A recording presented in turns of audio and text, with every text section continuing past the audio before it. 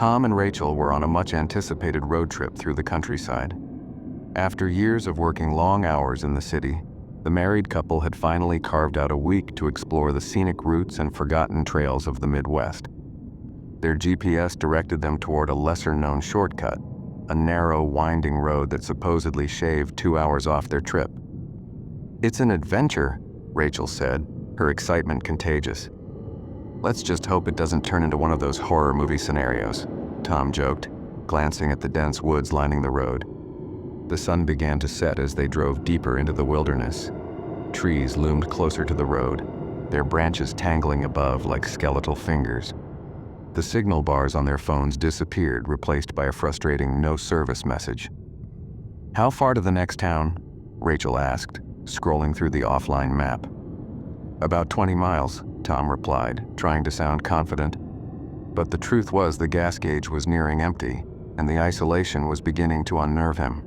As the darkness thickened, their headlights illuminated a faded sign on the roadside. "Rest stop ahead, 1 mile." "Perfect timing," Rachel said, relieved. Tom pulled into the gravel lot of the rest stop, which was nothing more than a small building with 2 gas pumps. The place looked old and abandoned, the windows covered in grime and the sign above the door missing letters. "Doesn't exactly scream open for business," Tom muttered, stepping out of the car. Rachel stayed inside, her unease growing. "Let's just keep going. We don't need gas that badly." But Tom was already at the pump, fiddling with the nozzle. "It works," he called out, motioning for her to roll down the window. "I'll just fill up quick and we'll be back on the road." As he began pumping, a faint flickering light drew his attention to the building's entrance. The dim bulb above the door buzzed erratically, casting a sickly glow on the porch. A man stepped out of the shadows. The man was tall and wiry, his face gaunt and weathered. He wore a dirty baseball cap pulled low over his eyes, and his clothes looked decades out of style. "Evening," the man said, his voice a gravelly drawl. "Evening," Tom replied, trying to sound casual. The man's gaze shifted to Rachel, who was watching nervously from inside the car.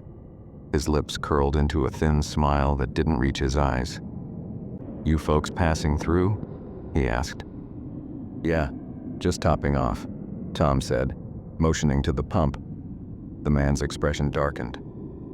"You might want to keep going, son. Ain't nothing good around here after dark." Tom chuckled nervously. "Thanks for the tip, but we'll be fine." The man didn't respond. Instead, he turned and walked back toward the building, disappearing into the shadows without another word. Tom finished pumping and climbed back into the car. "Creepy guy, but harmless," he said, trying to reassure Rachel. She wasn't convinced. "Let's just go. This place gives me the chills."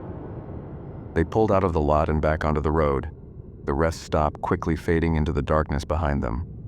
But the sense of unease lingered, a weight pressing down on both of them. The road stretched on, seemingly endless. No streetlights, no signs of civilization, just the oppressive blackness of the woods. Then they saw it. Ahead, the same faded sign loomed on the roadside. "Rest stop ahead, 1 mile." Rachel frowned. "That can't be right. We just passed that place." Tom shook his head. "It must be another one. These roads probably loop back on themselves." But when they pulled into the gravel lot, their blood ran cold. It was the same rest stop, the same flickering bulb above the door, the same gas pumps. This doesn't make any sense," Rachel stammered. Tom looked at the gas gauge. It was full. They hadn't been driving long enough to burn through what they'd just filled. "Maybe we're just tired," Tom said, though he didn't believe it. "Let's stop and figure this out." As they stepped out of the car, the night seemed to close in around them. The woods were unnaturally silent. No rustling leaves, no chirping insects, just an oppressive stillness. The door to the rest stop creaked open, and the man appeared again. "Didn't I tell you to keep going?" he said, his tone more menacing this time. Tom stepped forward, trying to mask his fear. "We just passed this place. How is that possible?" The man's eyes gleamed in the dim light. "This road has a way of keeping people stuck." Rachel grabbed Tom's arm. "We're leaving." "Good luck with that," the man said, a sinister grin spreading across his face. They drove away as fast as they could, the tires kicking up gravel. Rachel kept glancing behind them, expecting the man to follow. Minutes later, the sign appeared again. "Rest stop ahead, 1 mile." "No, no, no!" Rachel screamed. Tom slammed the brakes, the car skidding to a halt. He got out and stared at the sign, his heart racing. "We're trapped," he muttered. Rachel clutched her phone, desperately trying to get a signal. Nothing.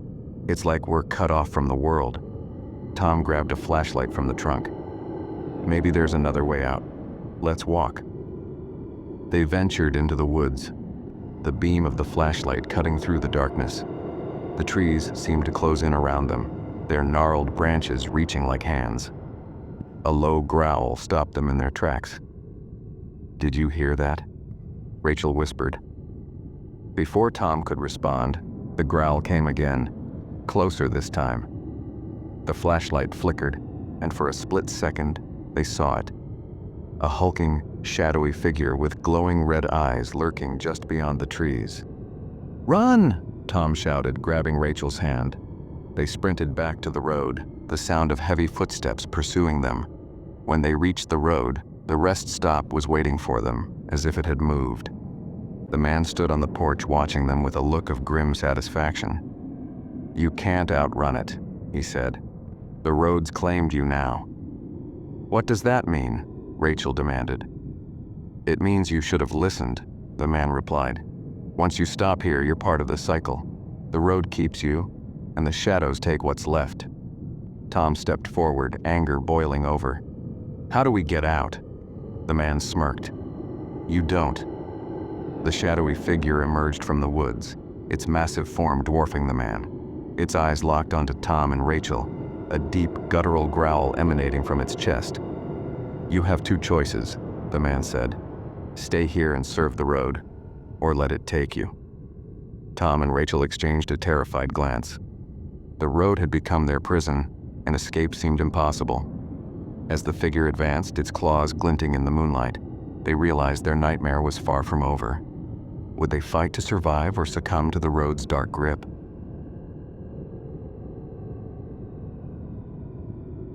Anna and her 3 friends, Liam, Sophie, and Mike, had planned their road trip for months. Their destination, a remote national park nestled deep in the mountains, far away from the bustling city life. They packed their car with snacks, a playlist of road trip songs, and the excitement of an adventure that would take them off the beaten path. The first day went smoothly. The sun shone brightly as they drove along winding roads, the landscape transforming from urban sprawl to rolling hills. They laughed, sang, and reminisced about college days. The GPS directed them toward a shortcut, a less traveled route that promised to save 2 hours. Excited by the prospect of reaching their cabin sooner, they decided to take it.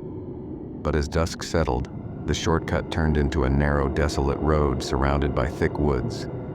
The cheerful mood inside the car shifted.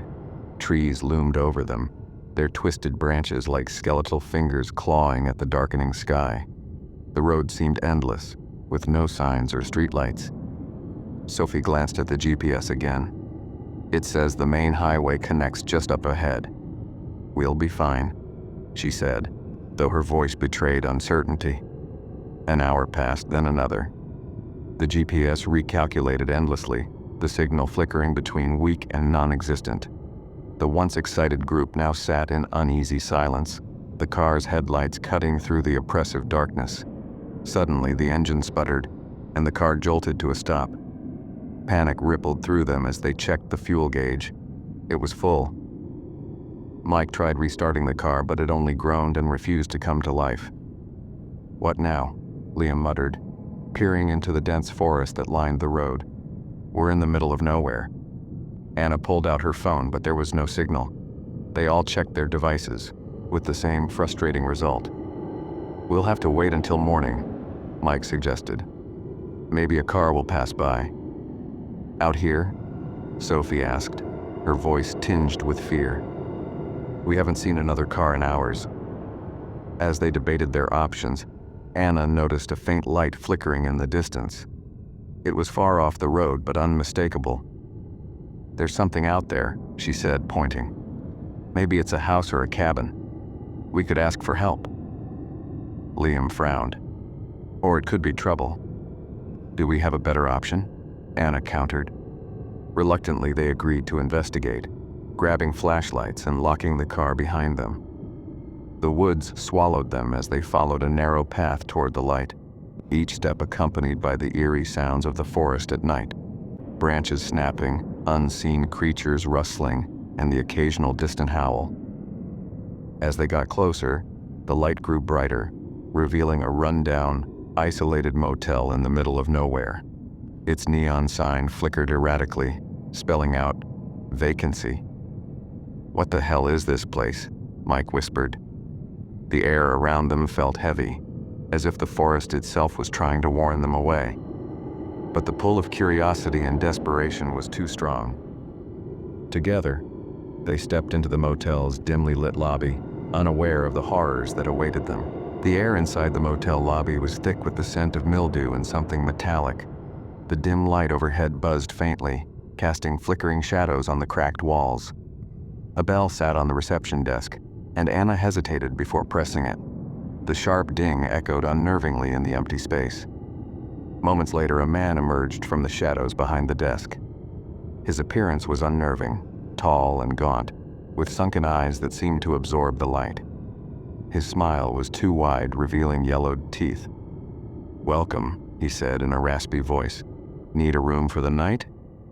"We just need some help," Anna said quickly. "Our car broke down a few miles from here. Do you have a phone we could use?" The man's smile faltered slightly before returning. "No phone service here, I'm afraid. But you're welcome to stay the night. We don't get many visitors." Sophie shuddered, whispering to Liam, "There's something off about this guy." Liam nodded, but they were out of options. Mike stepped forward. "Thanks, we'll take a room, just for the night." The man handed over a single rusty key with the number 13 engraved on it. "End of the hall," he said, gesturing toward a poorly lit corridor. As they walked to the room, the atmosphere grew heavier. The walls were lined with faded, water-damaged wallpaper, and the carpet squelched unpleasantly underfoot. They exchanged uneasy glances, their earlier determination replaced by growing dread. When they reached room 13, the door creaked open to reveal a small, dingy space with 2 twin beds, a single lamp, and a window that looked out into the dense woods. The air smelled of damp rot, and the sheets on the beds were stained and wrinkled. "This place is straight out of a horror movie," Sophie muttered. "We'll just stay until morning," Anna said, trying to sound reassuring. "Then we'll figure out what to do." As they settled in, the unease only deepened. Faint, unidentifiable noises echoed through the walls, soft thuds, distant laughter, and what sounded like whispering. Sophie swore she saw shadows moving under the door, but when she opened it, the hallway was empty. When midnight struck, the whispers grew louder, and the doorknob rattled. As the clock struck midnight, the doorknob rattled violently, causing all 4 friends to freeze. Mike grabbed a chair and jammed it under the knob as an impromptu barricade. Outside the room, the whispers intensified, merging into something between murmurs and guttural growls. "What's out there?" Sophie whispered, clutching Anna's arm. "Probably just the wind," Mike said, though his shaky voice betrayed his words. But they all knew it wasn't the wind. The whispers seemed deliberate, almost like a chant. Anna peered through the cracked window, but the woods outside were eerily still, shrouded in darkness that seemed thicker than it should be. Liam paced nervously. "This isn't normal. We need to get out of here now." "Go where?" Anna snapped. "The car's dead and we're miles from anywhere. You want to wander those woods in the dark?" A sudden knock on the door made them all jump. It wasn't frantic, but slow and rhythmic. 3 knocks, a pause, then 3 more. The sound reverberated through the room. "Who's there?" Mike yelled. No response. They huddled together, trying to make sense of the situation. Then the light bulb above flickered and went out, plunging the room into darkness. Anna fumbled with her phone's flashlight, its beam cutting through the gloom. She pointed it toward the door, which now bore deep scratches, as if claws had raked across its surface. "Okay, this is insane," Sophie said, her voice trembling. "This can't be real." A loud bang came from the ceiling, followed by the sound of something heavy dragging above them. Dust fell from the cracks as the noise moved across the room. "Someone's in the ceiling," Liam whispered, his face pale. "Or something," Anna muttered. The noise above them grew louder, almost deafening, as if whatever was up there was trying to break through. Suddenly, the dragging stopped, replaced by complete silence. "Maybe it's gone," Mike said. But before they could relax, a deafening crash came from the hallway. Something had shattered the flimsy motel wall. The whispers returned, louder and more insistent, echoing as if the walls themselves were alive. "We need to leave, now!" Anna shouted. Grabbing their backpacks, they made for the door. Mike yanked the chair away and flung the door open. The hallway was in complete disarray. Wallpaper hung in tatters, and the once squelchy carpet was now slick with a dark, unidentifiable liquid. They ran toward the lobby, but the motel seemed to have changed. The hallways twisted and turned, leading them in circles. Doors they had passed earlier now appeared closed and padlocked, and the whispers seemed to follow them no matter where they went. "This isn't possible," Sophie cried. "How are we back here?" They stopped to catch their breath, only to hear a low, menacing growl. Turning slowly, they saw a shadowy figure at the far end of the hallway. It was tall and distorted, its limbs too long, and its glowing red eyes pierced the darkness. "Run!" Liam screamed. They bolted, adrenaline propelling them forward. The figure chased them, its footsteps heavy and unnaturally fast. Every time they turned a corner, it seemed closer, as if the distance between them didn't matter. They burst through a door, finding themselves back in the lobby. The man from earlier was standing behind the desk, his face eerily calm. "Leaving so soon?" he asked, his voice dripping with malice. "What's going on here?" Anna demanded. The man chuckled, a deep, guttural sound that made their skin crawl. "You came looking for help, didn't you? Well, you found it. You'll never leave now." Before they could respond, the room began to warp. The walls stretched and bent, the floor splitting open to reveal an endless void beneath. The man's face contorted, his features melting into something grotesque. "This place feeds on fear," he said, his voice echoing from every direction. "And you've provided plenty." A skeletal hand shot out from the void, grabbing Mike's leg and pulling him down. He screamed, clawing at the floor, but the others couldn't reach him in time. "No!" Sophie screamed as Mike disappeared into the darkness. "We have to go," Anna yelled, pulling Sophie and Liam toward the front door. They burst outside, the cold night air hitting them like a slap. But the woods weren't the same. The trees seemed alive, their branches reaching out like claws. The flickering motel sign now read, "No escape." "Where's the car?" Liam asked, spinning around. "It's gone," Anna shouted. The shadowy figure appeared again, stepping out from the trees. It moved with unnatural grace, its red eyes fixed on them. "This isn't real," Sophie whispered, tears streaming down her face. Anna grabbed her by the shoulders. "It doesn't matter. We have to keep moving." They ran blindly into the woods, the figure following them effortlessly. The whispers returned, louder and more sinister, filling their minds with fear and doubt. Just as they thought they couldn't run any further, they stumbled upon a clearing. In the center stood a rusted car, their car.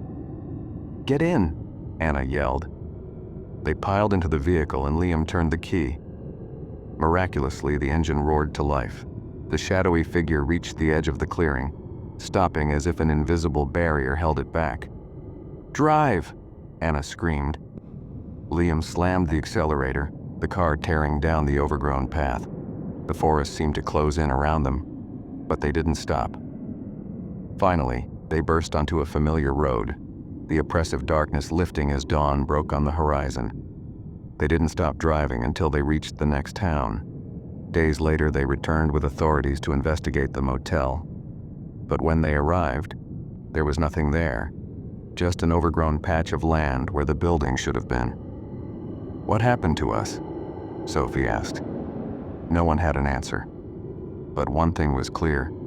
They would never forget the nightmare they'd survived.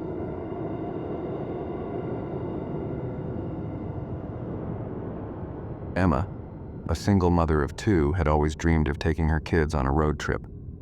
After years of saving, she finally managed to plan the perfect getaway, a journey through the Southwest to visit famous landmarks and explore quiet, off-the-beaten-path towns. Her children, 13-year-old Sophie and 9-year-old Liam, were equally excited.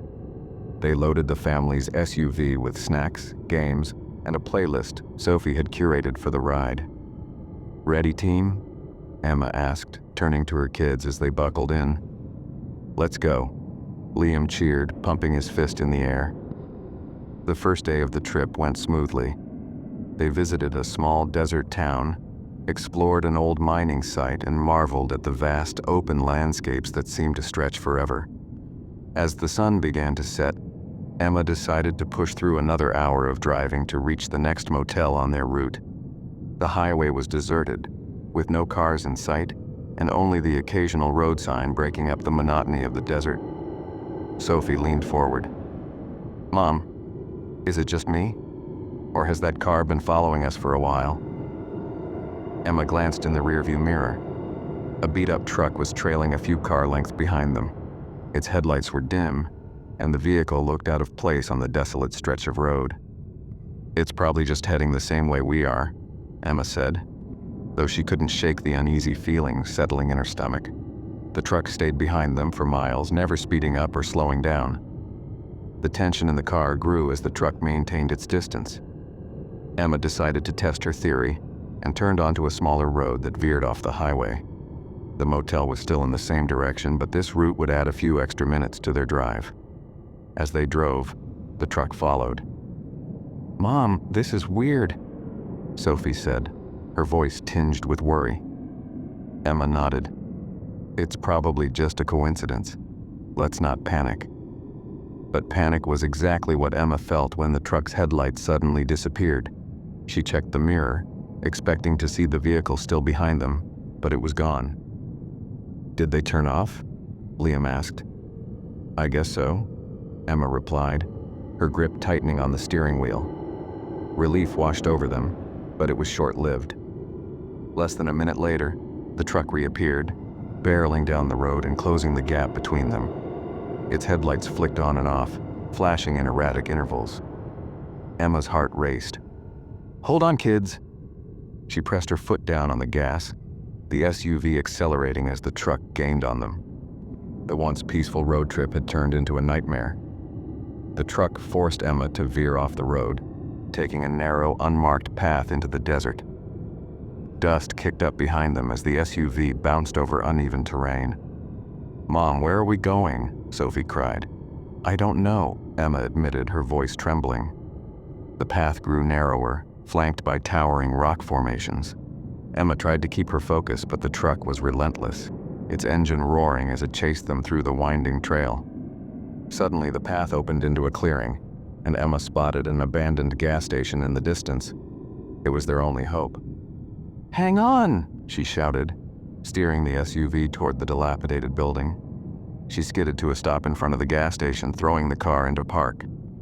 "Stay here," she instructed, grabbing a flashlight and stepping out.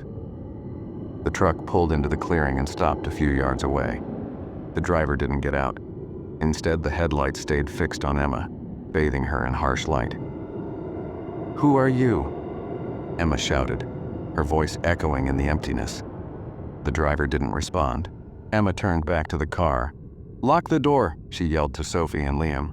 Before she could reach the SUV, the truck's engine roared to life, and it lunged forward, stopping inches from her. Emma froze, her heart pounding in her chest. The truck's door creaked open and a figure stepped out. He was tall, wearing a dusty hat and a bandana that covered the lower half of his face. His eyes, dark and unblinking, locked onto Emma. "You shouldn't have come here," he said, his voice low and menacing. Emma stumbled back. "What do you want?" The man didn't answer. Instead, he raised his hand, pointing toward the gas station. Emma turned, her flashlight beam cutting through the darkness. The windows of the building were shattered and the door hung loosely on its hinges. A flicker of movement caught her eye, a shadow darting across the glass. "Mom, hurry!" Sophie screamed from the car. Emma ran back to the SUV, her hands shaking as she fumbled with the door handle. "We're leaving," she said, starting the engine. But as she reversed, the truck blocked their path. With no way out, Emma had no choice but to drive toward the gas station. The building loomed larger as they approached, its broken sign swaying in the wind. Emma parked and turned to her kids. "Stay close to me. Don't make a sound." The three of them stepped inside, the air thick with the smell of decay. Shelves were overturned and the floor was littered with debris. "What is this place?" Liam whispered, clinging to Emma's arm. "I don't know," Emma replied, her flashlight sweeping the room. A noise came from the back, a faint scratching sound that sent chills down their spines. "Is someone there?" Emma called out, her voice trembling. The scratching stopped. Suddenly, the flashlight flickered, and the room plunged into darkness. Emma's heart raced as she fumbled to fix the light. When it came back on, they weren't alone. Figures stood in the shadows, their faces obscured. Their eyes gleamed unnaturally in the dim light, fixed on Emma and her children. The figures stepped closer, their movements slow and deliberate. Emma held her kids tightly, backing toward the door. "What do you want?" she demanded, her voice shaking. One of the figures raised a hand, pointing to the truck parked outside. "You brought them here," the figure said in a hollow voice. Emma's mind raced. "Brought who?" The figures didn't answer. Instead, they began to circle the family, their presence oppressive and suffocating. Desperate, Emma made a split-second decision. She grabbed a can of lighter fluid from the floor, pouring it in a wide arc around them. "Stay back," she shouted, igniting the fluid with a match. Flames erupted, creating a barrier between them and the shadowy figures. The figures recoiled, their forms flickering like smoke. "Run!" Emma yelled, pushing Sophie and Liam toward the door. They sprinted to the SUV, the flames casting eerie shadows on the ground. Emma floored the gas, speeding away from the gas station and the figures that lingered in the rearview mirror. As they drove back to the main road, the truck was nowhere to be seen. "Mom, what was that?" Sophie asked, her voice trembling. "I don't know," Emma replied, tears streaming down her face. "But we're not stopping again." The rest of the trip was a blur. They made it home safely, but the memories of that night haunted them. Sometimes, late at night, Emma swore she could see headlights in the distance, watching and waiting.